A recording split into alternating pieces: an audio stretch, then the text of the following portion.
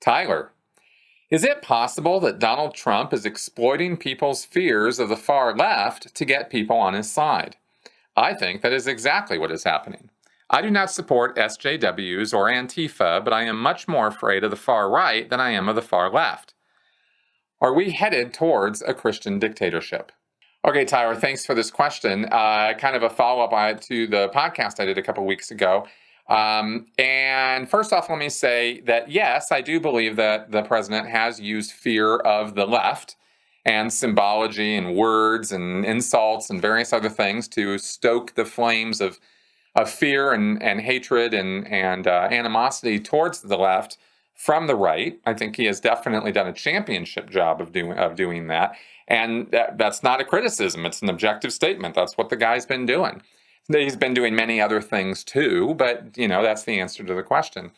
As far as your statement about, not supporting SJWs or Antifa, but you're, more afraid of the right than the left, I think both sides are equally frightening in terms of the real extreme ends, the ones on the far, far left, the Antifa, anarchist types, and the ones on the far, far right are your neo-Nazis. And I think both sides of these extremist activities are small groups. They are viciously loud, so they make it sound and seem like there's tons and tons and tons of support for them and their methods. But there isn't really. I think most Americans don't want to have anything to do with either one of these folks, these groups, because they are all about using violence to further their ends. They double down, triple down, quadruple down on that over and over and over again. I have had many encounters with Antifa people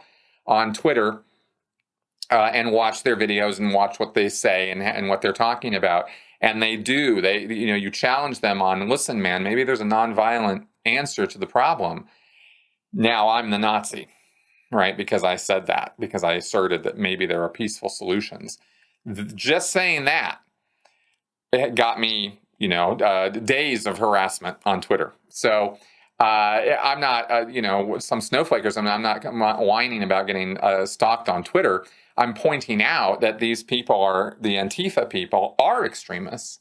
And I think what matters to them more than their ideology or their stated purposes is the violence. I think the people on that end are drawn to the violence. I think it's the same on the right with the neo-Nazis. And I think it's the same with in extremist Islamic groups, for example, or terrorist organizations, IRA, let's go to Ireland.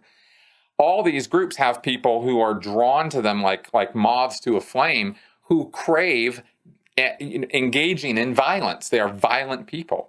So the cause becomes, oh yeah, that's a good excuse to go beat some people up or throw some bricks or punch some Nazis or whatever, whatever's getting you off on that. So that is problematic for me, big time. And I look at both ends as equally bad and equally dangerous and equally small, little tiny groups. We're talking hundreds, maybe a few thousands. When it comes to people who will say they are on those sides or say that they're really into those ideals, and yes, go punch a Nazi, but they're not going out punching Nazis. That's a far larger group of people. Those are the Twitter folks and the social media and antagonists and people who argue about it, and the ones who are going to leave nasty comments on the show this week about it.